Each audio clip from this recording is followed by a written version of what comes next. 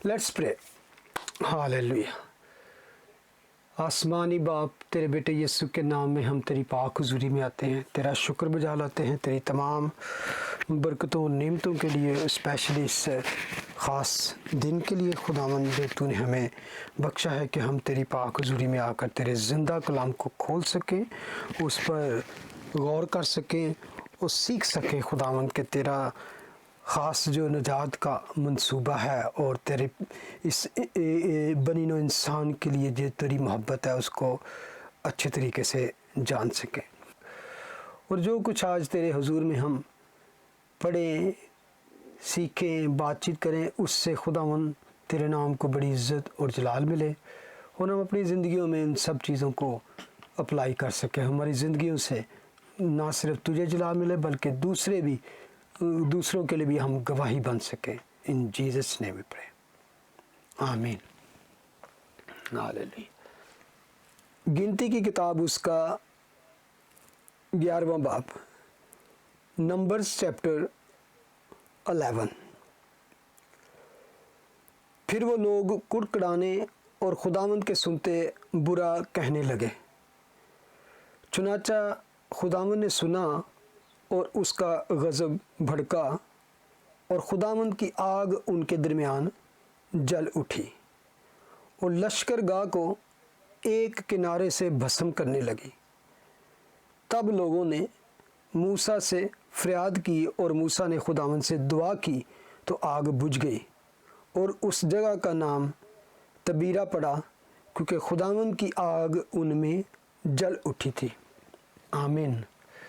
कि इस बुक के 3 फेज़ हैं, ये 3 हिस्सों में इसको हम देख रहे हैं, जिसको किस तरह मैंने पहले शुरू से ही कहा था कि इसको इस तरह देख सकते हैं, एक ऑर्गेनाइजेशन, डिसऑर्गेनाइजेशन और रीऑर्गेनाइजेशन। यानी कि पहले हमने देखा था कि किस तरह उनको खुदा ने मुनज़्ज़म किया, बियाबान में उनको मिस्र से निकाल के लेके आया, गुलामी के घर से उनको किस तरह तरतीब किया, मर्दमशुमारी की, उसको बताया कि किस तरह तुम लोगों ने इनकैम्प्ड होना, यानी कि खैमा गाह में, लश्कर गाह में किस तरह के खैमों को लगाना है, किस साइड पे कौन होगा, किस साइड। तो फिर उन लोगों को भी तैयार किया गया कि जंग के लिए भी लोगों को तैयार किया गया और डिफरेंट चीज़ें उनको सिखाई। तो ये था पहला हिस्सा जो 1 to 10 चैप्टर में था, ऑर्गेनाइज्ड देम, और उनको बैटल के लिए तैयार किया और अगले मुल्क में जाके कब्ज़ा करने के लिए उनको खुदावंद ने तैयार किया। Now we are in second phase of this book, जिसे हम कह सकते हैं डिसऑर्गेनाइजेशन, यानी कि बदनज़मी, बेतरतीबी। और एक चीज़ ने, only one thing have change whole narrative of the story. यानी कि आप चैप्टर 10 तक हम देखते हैं, बल्कि आहिस्ता आहिस्ता हमने देखा कि किस तरह वो लोग खुदावंद का हुक्म मानते थे, ओबीडियंट थे, जो खुदावंद कहता उसको वो सुनते और इसी तरह अमल भी करते। लेकिन only one thing change everything, और एक चीज़ ने बड़ा कुछ बदल दिया, और वो क्या थी? पहली आयत भी हम चैप्टर 11 की पढ़ते हैं, तो that is where everything changed. वो क्या थी? फिर वो लोग कुड़कुड़ाने और खुदावंद के सुनते बुरा कहने लगे, यानी कि कंप्लेनिंग हैव चेंज एवरीथिंग। कितना अच्छा चल रहा था सारा कुछ भी, अब जा रहे हैं, अब वो क्या करेंगे कि दूसरे मुल्क में जाके तो उस पर कब्ज़ा कर लेंगे। तो ये था उनका प्लान भी सारा कुछ, लेकिन जस्ट वन थिंग, और वन थिंग में आगे देखेंगे कि ये सारी बदनज़मी और ये सारा कुछ कितनी देर तक चलता है। तो अब हम आते हैं इस फेज़ में, जैसे मैंने पहले कहा कि वो सैडेस्ट मतलब कि हिस्सा, जिसमें मैंने कहा था कि ये खुदा का असल में प्लान नहीं था कि ये हिस्सा होता, ये ऐसे वाक़यात होते, ऐसी चीज़ें लिखी जाती, तो लेकिन लिखी गई हैं। 1/3 of 2/3 even the book of number shouldn't be written, because 1 or 2/3 shouldn't happen, जो खुदा के मंसूबे में नहीं था, लेकिन दैट हैपन। और इसमें आप कहेंगे ये खुदा के नहीं था तो फिर हुआ ही क्यों?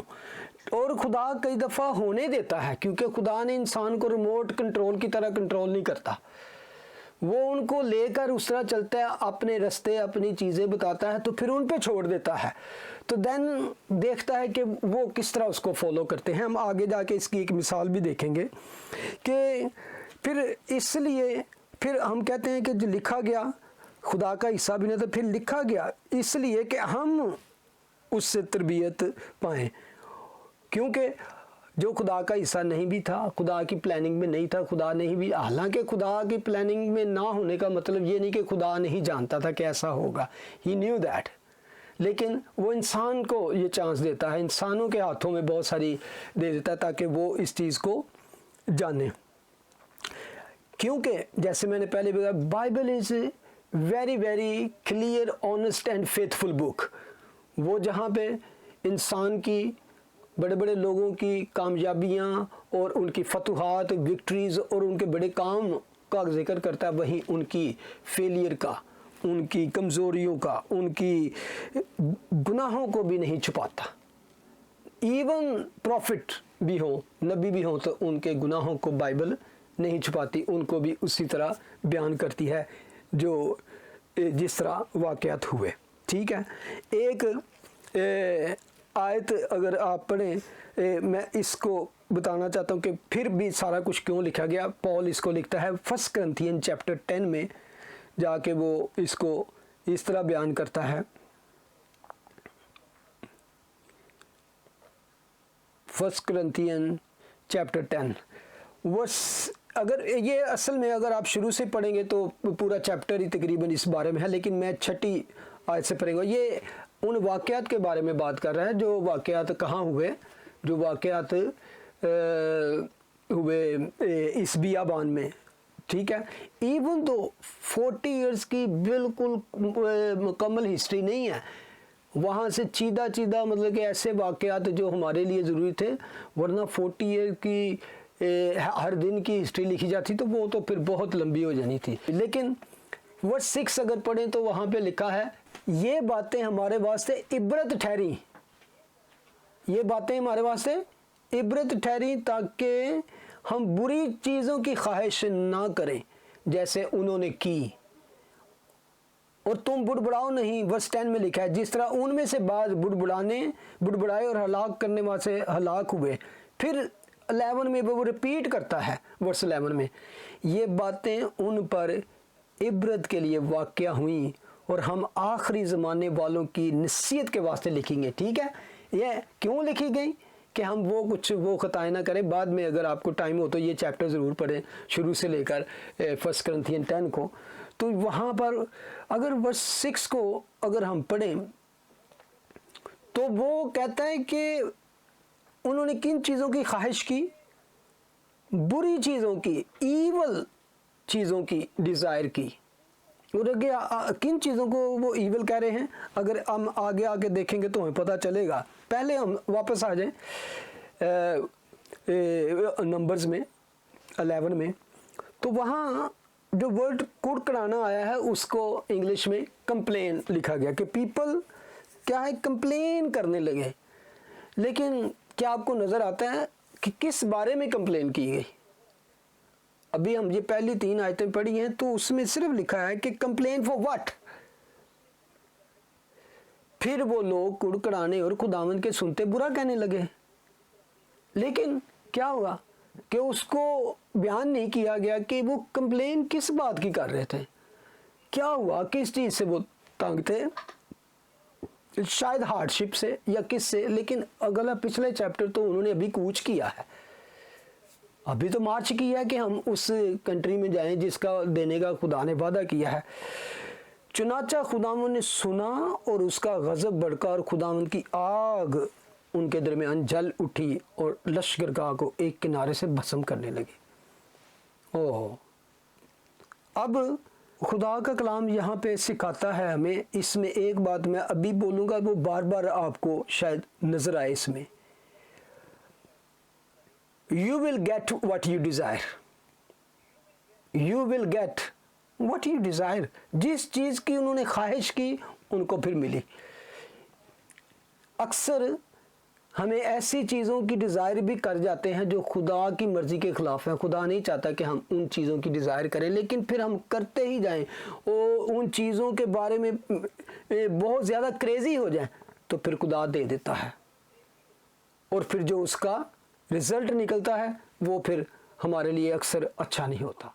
तो यानी बेवजह शिकायत करनी, मतलब कि कोई ख़ास बात भी नहीं होती है जो आपको बुरी लग गई, मुझे बुरी लग गई, लेकिन मैंने उसके बारे में ऐसे मसला ही बना लिया, कंप्लेन कर ली। हम अक्सर ऐसी गलती कर जाते हैं। तो उन्होंने बेवजह कंप्लेनिंग शुरू की। Then God gave them a reason, reason के बगैर की तो खुदा ने उनको रीज़न दे दिया। खुदावन की आग उनमें भज्जल उठी। खुदा ने उनको क्या दिया? आग दे दी। चलो हुन कंप्लेन करो।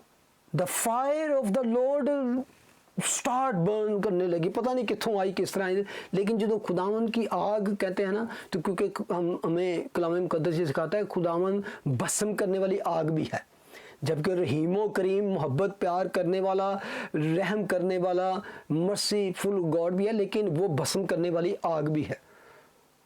तो ये भी हमें याद रखना चाहिए कि वो फिर हमें सोचना चाहिए अक्सर कि हमारी जो डिज़ायर है, जो जिस चीज़ के पीछे हम बहुत ज़िद कर रहे हैं, जो इशू बना रहे हैं, या कोई ऐसी डिमांड कर रहे हैं, ऐसी ख्वाहिश कर रहे हैं जिसको खुदा की नहीं। पौल उसकी कमेंट्री किस तरह करता है, ये बातें हमारे वास्ते इबरत ठहरी ताकि हम बुरी चीज़ों की ख्वाहिश न करें। ईवल डिज़ायर में आगे इतनी आग जली कि फिर लोगों ने जाके तो चिल्ला उठो। तो फिर वर्स 2 में लगा, तब लोगों ने मूसा से फरियाद की, मूसा ने खुदावन से दुआ की, आग बुझ गई और उस जगह का नाम तबीरा पड़ गया, क्योंकि खुदावन की आग उनमें जल उठी थी। जब ऐसी बातें को कभी होती है ना, कंप्लेनिंग, खुसर पुसर और इस तरह की, तो दैट इज़ कंटेजियस। ये रुकती नहीं जल्दी, बातें इधरों निकलती फैलती जाती है। तो आगे हम देखते हैं वर्स 4 में लिखा है, देखिए आगे क्या एक नया काम होता शुरू। और जो मिली जुड़ी भीड़ उन लोगों में थी वो तरह तरह की हिर्स करने लगी, और बनी इसराइल भी फिर रोने और कहने लगे कि हमको कौन गोश्त खाने को देगा। हमको वो मछली याद आती है जो हम मिस्र में मुफ्त खाते थे, और हाय वो खीरे और वो खरबूजे और वो गंदने और प्याज और लहसुन, लेकिन अब तो हमारी जान खुश्क हो गई, यहाँ कोई चीज़ मुयस्सर नहीं, और मन के सिवा हमको और कुछ दिखाई नहीं देता। मन खाते थे और मन के बारे में कौन नहीं जानता। ये आसमानी खुराक खुदा ने उनको भेजी थी। तो वो खाते खाते हालांकि बहुत ज़्यादा अभी अरसा नहीं गुजरना, तो अभी तो ये खुराक उन्होंने आगे जाके काफ़ी देर तक खानी है। अभी तो हम देखते हैं कि यहाँ पर 1 साल ही गुजरा है। अभी हमने पीछे 2nd एनिवर्सरी मनाई है, दूसरे साल में है। तो वो अभी से क्या कर रहे हैं कि वो तंग आ गए हैं। मिली जुली भीड़, मिक्स मल्टीट्यूड। अब ये मिक्स मल्टीट्यूड कौन लोग थे? आप भी सोचते होंगे ये कौन है, किसके बारे में बात की गई है, कि क्योंकि यहाँ पे उनके बारे में मिक्स मल्टीट्यूड का जिक्र आया है। मिक्स मल्टीट्यूड ऐसे लोगों जिसे एक कई जगह पे तर्जमे में ये भी आया है कि रेबल, मॉब, यानी कि डिसऑर्डरली क्राउड। तो आप कहेंगे भी हमने तो सारे 12 कबीलों का जिक्र पढ़ा है, ये कौन है? इसराइली नहीं है, तो ये कौन लोग हैं, ये कहाँ से आए, किस तरह इनमें मिल गए? अब इसके बारे में डिफरेंट भी ख्यालात हैं, लेकिन आम तौर पे उसको अगर गौर करें, उस वक़्त अगर पीछे जाए तो मिस्र जो था, Egypt was a very great kingdom, बहुत बड़ी ताकतवर वो किंगडम थी। तो इर्द गिर्द की जो दूसरी कौमें थीं या दूसरी मुल्क थे छोटे, तो वो उन पर हमेशा वो कब्ज़ा किए रहते थे, वहाँ जंग की, वहाँ हमला किया। तो उस दौर में यही होता था कि जहाँ भी गए वहाँ पे लूट मार की, जीत लिया तो बाकी उनके लोगों को गिरफ्तार करके कैदी बना के तो वो ले आते, फिर उनसे मतलब कि वहाँ पे उजरत ली जाती, उनसे काम लिया जाता, ग़ुलामी बना के, जिस तरह ये वहाँ पे एक तरह से ग़ुलामी की हालत में थे। तो इर्द गिर्द की कौमों से भी वहाँ पर ग़ुलाम थे। वहाँ पे आपको मिलते थे कि इवन उस वक़्त जो स्लेव्स की मंडी होती थी, जिसमें औरतें, बच्चे, जवान सबको फ़रोख्त किया जाता था। तो ये इस तरह की इर्द गिर्द की कौमों से भी जिनको वो फतह करते तो उनको भी अपना ग़ुलाम बना लेते। तो इसलिए वो लोग भी वहाँ पर मौजूद थे और वहाँ रहते थे। तो ग़ुलाम कहीं भी हो, स्लेव्स कहीं भी हो, वो तो ग़ुलामी से छुटकारा हमेशा चाहते ही हैं। तो उन्होंने भी जब ये देखा तो ये बड़ा सुनहरी मौका था। उन्होंने देखा कि ये इनका खुदा जो है, ये इतने बड़े बड़े कारनामे कीते हैं, सारी 10 उन बलाओं को देखा, प्लेग्स को देखा जो उनके खुदा ने, तो इनका कुछ भी नहीं बिगड़ा। तो ये तो मिस्र से निकल रहे हैं मालो दौलत लेके। तो उन्होंने इस मौका को गनीमत जाना। और इसमें बहुत सारे ये भी कहते हैं कि मिक्स मैरिजेस भी कुछ इसराइलियों ने, या मतलब कि ना जो उस कौम के थे, मिक्स मैरिजेस भी उन्होंने की हुई थी उन लोगों से। आम तौर पे तो वो जो मिस्री थे ख़ास तौर पे, वो इसराइलियों से नफ़रत करते थे, लेकिन ये जो एक ही तबका के लोग थे वो उन्होंने की, हम मिस्रियों ने भी की हों, क्योंकि जर्नली इसराइलियों ने आम तौर पे उनसे शादी नहीं करते थे, लेकिन क्योंकि वो खुद ही मिस्री उनसे नफ़रत करते थे। लेकिन ये जो दूसरी कौमों के लोग थे, यानी कि मल्टीट्यूड था, मिक्स मैरिजेस वाला, या दूसरी कौमों के लोग थे वो उनमें शामिल थे। जब उन्होंने ये मौका देखा तो उन्होंने क्या किया, उनके साथ भी वो भी मिस्र से निकल आए।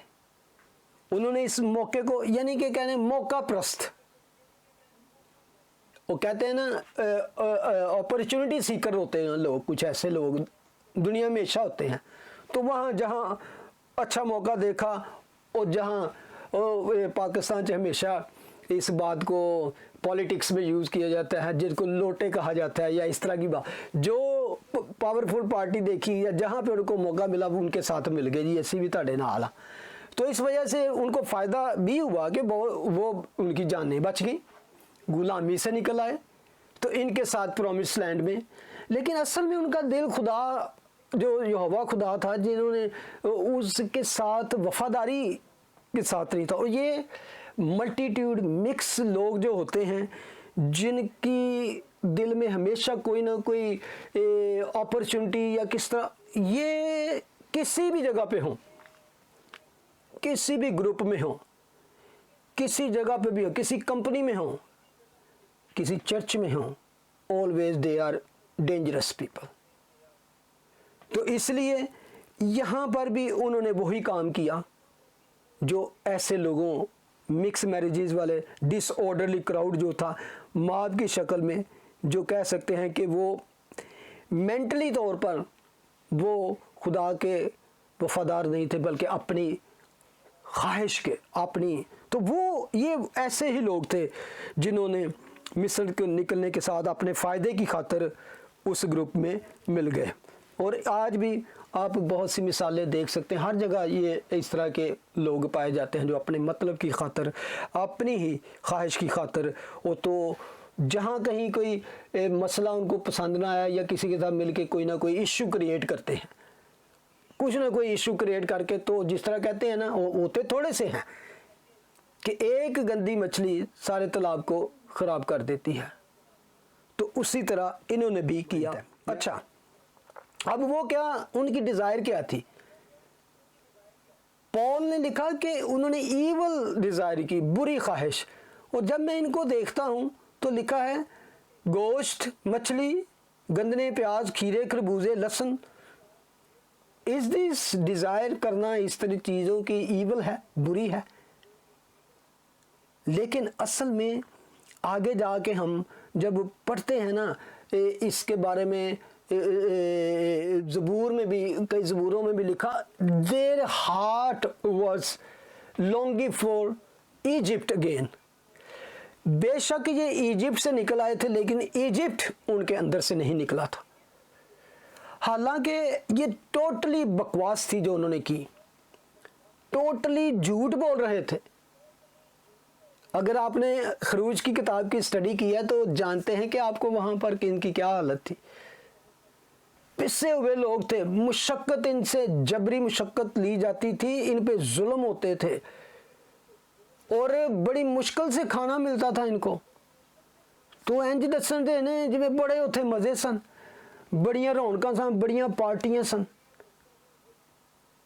और जो लफ्ज़ यहाँ पे आया है ना कि तरह तरह की हिर्स करने लगे, इंग्लिश में आया दे वर क्रेविंग, क्रेविंग जिसे लस्टफुल डिज़ायर कहते हैं, लस्टिंग फॉर दीज थिंग्स। हालांकि उनको वहाँ पे वो खाना मिल रहा था, और वो खाना क्या था जिसके बारे में उन्होंने कहा कि लेकिन वर्स 6 में, लेकिन अब तो हमारी जान खुश्क हो गई है, यहाँ कोई चीज़ मुयस्सर नहीं और मन के सिवा हमको कुछ और दिखाई नहीं देता। जो उनको बरकत मिल रही थी, जो उनको खुदा ने खुराक दी थी, दे डिस्पाइज्ड दैट मना, हेवनली जो उनको खुदा ने खुराक खिलाई और उसको उन्होंने डिस्पाइज किया। अब ये वर्ड याद रखना, वर्ड 6 में जो आया, हमारी जान खुश्क हो गई, यानी कि अजी दे सुख दे जाने हैं। वो समझते थे हम स्टक हो गए हैं, यानी कि ना मिस्र के रहे ना प्रॉमिस लैंड के, मुफ्त मिल रहा था ना, काम नहीं करना पड़ रहा था, मुशक्कत नहीं थी, तो बस उन्होंने ना कोई इशू क्रिएट करना था। मैं इस तरह इसको देखता हूँ, अक्सर मसीहों की ज़िंदगी भी इस तरह हो जाती है, अक्सर मसीहों की ऐसे वो उस दुनिया से निकलाते हैं, तौबा कर लेते हैं, तो फिर क्या होते हैं, फिर भी तौबा करके भी खुश नहीं होते। आपकी उनकी ज़िंदगी में खुशी नहीं देखते, खुशहाली नहीं देखते, बदलते नहीं हैं, मतलब क्या ना। और अक्सर बैठे हुए थे वो इस तरह की गल्लां करते, वो यार वो बड़े मज़े सन, उदों पार्टियां करने सा, उत्थे जाने सा, इंज यारां बेलियां दे नाल ये करते वो करते थे। ये बड़े एक्साइटेड होकर सुनाएंगे, गौर से सुने, मेरी तरफ देखें कि यार वो पास्ट में हम यहाँ ये करते थे वो करते थे, पार्टी थी, कई कई रात नूं चलदी सी, बड़े मज़े सन, हुण क्रिश्चन हो गए, हुण तौबा कर ली, तौबा करके मुंह बन गया है, पहले एक्साइटेड। हालांकि ये भी गलत होता है। हम पास्ट में जाएं तो कई दफ़ा मैं अपनी ज़िंदगी को याद करूँ ना, जब हम लड़के थे तो बड़े लड़कों के साथ ही फजूल आवारागर्दी करते थे, उसमें हर तरह की गलत बातें और किस तरह। तो जो ड्रिंक करने वाले थे, कई तो ड्रिंक करके बुरे हाल होंगे सन उन्होंने, और महल्ले वाले भी तंग आए होंगे सन कई बार, इन्होंने आवारागर्दां नूं कोई काम नहीं करते ना कि, यानी कि अब तो उन चीज़ों को भी याद करके कहते हैं क्या दिन थे, क्या मज़े थे, उन क्रिश्चियन हो गए। They stuck in the wilderness. वो पता है क्या होते हैं, आधे दुनिया में और आधे चर्च में।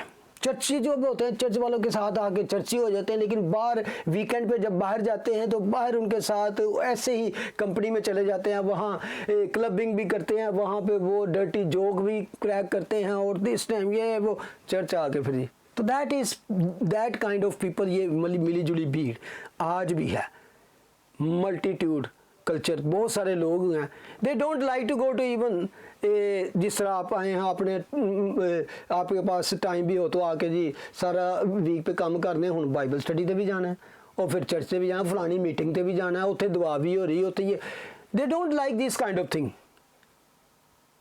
लेकिन जो, हाँ वो लहदा बात है कि हम मजबूरी से नहीं कहीं अटेंड कर पाते, लेकिन खुदा जानता है कि हमारे दिल में वो क्या है।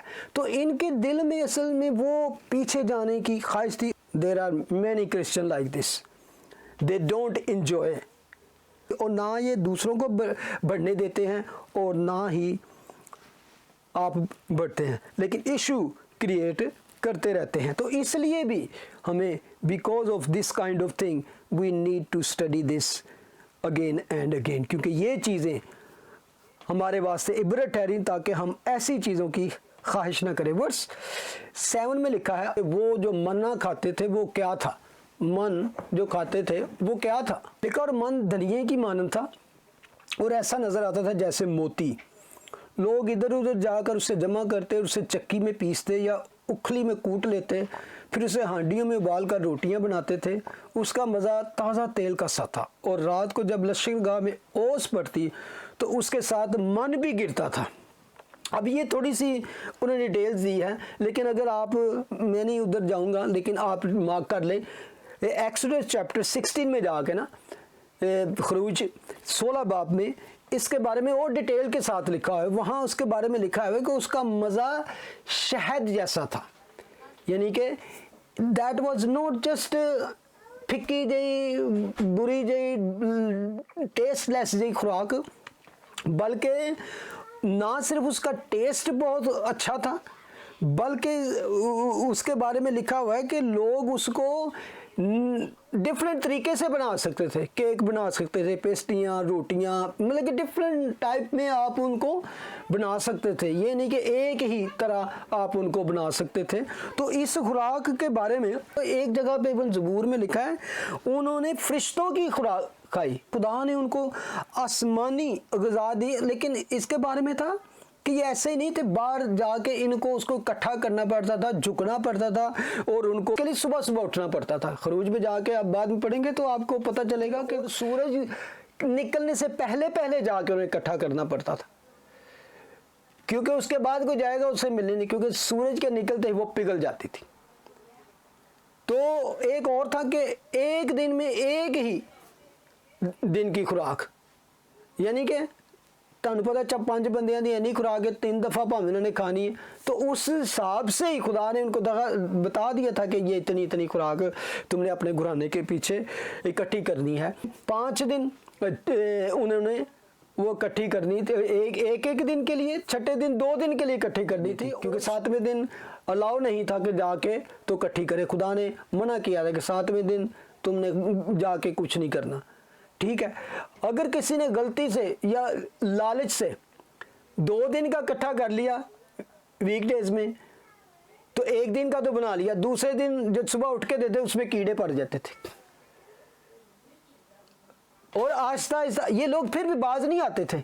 और कई लोगों ने सबत वाले दिन भी जाना शुरू करता थे, उन्होंने कुछ नहीं लभ्या, तो फिर उस तो बाद वो सजा मुकर्रर करती कि सजा उन मिलेगी जड़ा सबत वाले दिन के तानू 2 दिन जी तो खुदा ने कहता है, लेकिन जब छठे दिन 2 दिन की जमा करते तो वो ख़राब नहीं होती थी। What a wonderful wonderful amazing thing खुदा ने उनको दी। अच्छा, किसी ने जो डाइट एक्सपर्ट हैं वो कहते हैं कि अगर आप जाएं, हमें तो इस चीज़ का वैसे भी तजर्बा हो चुका है, जो डायबिटिक के लिए होते हैं उन्हें जब वो फूड के बारे में डाइटिशियन बुलाते हैं तो वो उनको बताते हैं कि किस तरह आपने बैलेंस फूड खानी है, एक ही फूड नहीं खा सकते। लेकिन आम बंदे के लिए भी ये एक डाइटिशियन जो हैं वो बताते हैं कि हम एक ही तरह की खुराक ना अगर खाते जाएं तो उसके बहुत से नुकसानात होते हैं, उसके वो आपकी बॉडी के लिए ठीक नहीं है, क्योंकि उसमें एक ही तरह की न्यूट्रिशन और विटामिन्स मिल सकते हैं। तो इसलिए डिफरेंट ग़िज़ा को खाते हैं लोग, तो फिट रहने के लिए वो ज़रूरी है। और कई लोगों के बारे में ऐसा एक्सपीरियंस किया गया है कि जो कई साल मतलब लगातार एक ही तरह की खुराक खाते हैं तो उनके बदन में वो बीमारियां पैदा होती हैं, और ख़ास तौर पे उनके जो पाँव हैं स्वेल हो जाते हैं, पाँव सूजन की बीमारी उनको हो जाती है, एक नाम है वो मुझे याद नहीं। तो यहाँ पर क्या था कि इनको 4 महीने नहीं, 4 साल नहीं, 40 साल ये खुराक खानी थी, लेकिन इनके बारे में जब एंड पे जाके हम पढ़ते हैं, मूसा कहता है कि तुमने ये 40 साल ये खुराक खाई तो ना तुम्हारी पैर सूजे, जिक्र है वहाँ पे, not your foot were swollen, ना ताड़ियाँ जुतियाँ टुटियाँ ना ताड़े कपड़े। तो इट्स मीन ये जो खुराक थी जो खुदा ने उनको दी थी, that was a full of all kind of vitamins, all kind of nutrition उसके में थे, और मज़ा था, टेस्ट था। ये ऐसी खुराक नहीं थी जिसने उनको फिट भी रखा, उनकी बॉडी में मोटे भी, मतलब कि ताकत थी, सारा कुछ था, लेकिन वो इतने मतलब कि ये नहीं, फुल फिटनेस उसमें थी। तो इस खुराक को उन्होंने क्या किया कि डिस्पाइज किया। तो फिर खुदा ने उनको किस तरह जवाब दिया। एक वर्ड मैंने पहले कहा था, इसको याद रखें, we will get what we desire, और बल्कि मैं कहा we will get what we craves for, जिसके हम हिर्स करें, जिसके हम क्रेजी हो जाएं। तो खुदावंद हम सबको ऐसी बुरी डिज़ायर करने से बाज रखे, क्योंकि दुनिया में आज अट्रैक्शन ही है। दुनिया में बहुत सारी इब्लीस ने ऐसी अट्रैक्शंस फैला रखी हैं कि हमारे पास वो चीज़ होते हुए जिससे हमारा काम चल रहा है, ज़रूरत पूरी हो रही है, यार एनू छड़ के तो हूँ वो ले लीए, इन बेच दिए, या थोड़ी ख़राब हुई या पुरानी हो गई, let's get the other one, let's get the new one. अगर आपकी ज़रूरत पूरी हो रही है किसी भी, इसमें डिफरेंट चीज़ें आ सकती हैं, तो please be content on this, और नॉट सिर्फ content, always give thanks to him, शुक्रगुजारी के साथ उसको खाएं, उसके साथ इस्तेमाल करें, खुदावंद का शुक्र अदा करें।